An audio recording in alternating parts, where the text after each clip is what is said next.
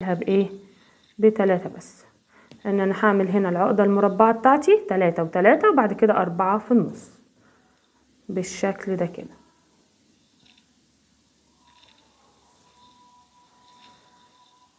هثبتها اهو في المقص. ممكن احط حاجة تقيلة برضو عليه، يكون المصحف بتاعنا. ماشي، هعمل ايه؟ هعمل 3 و3، يبقى انا كده حطيت 1 2 3، والتلاتة دول كل واحدة فيها زوجي، عاملاها تقريبا متر الا ربع على حسب برضو الطول اللي انت عايزاه للميدالية بتاعتك. هبتدي اعمل عقدة مربعة، واحدة يمين. طبعا انا هشتغل لاخر واحدة، ما انا مش هعمل شراشيب، لاخر واحدة معانا. وهشد الخيط على قد ما اقدر، هشد الخيط. ادي كده العقدة المربعة بتاعتنا.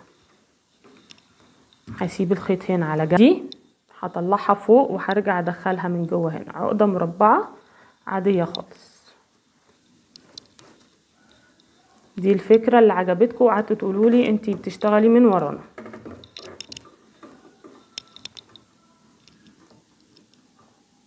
الناحية التانية اهي من الشمال، ودي بطلعها من فوقها وبعد كده باخد الطرف وادخلهم من جواهم كلهم، يعني بتعدي من كله من جواها.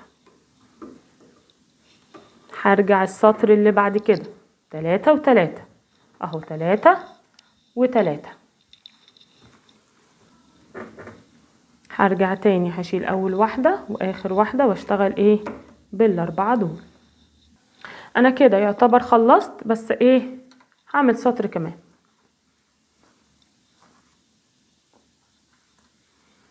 لا هو يفضل تعمليها شراشيب، بتبقى حلوة بصراحة.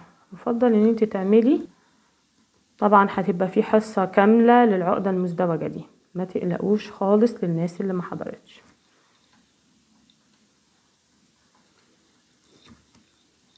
هاخد اخر واحدة مع اخر واحدة، هعمل دي كده وهاخدها برضو معاها بالشكل ده. عملت لنا مثلث شكله شيك، شكله تحفة، شكله جميل اهو.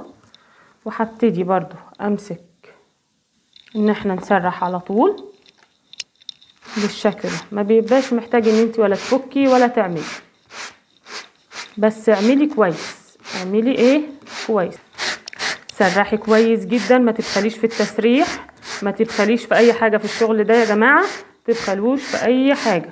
حبوه هيحبوك. يلا اشوفكم على خير، مع السلامة.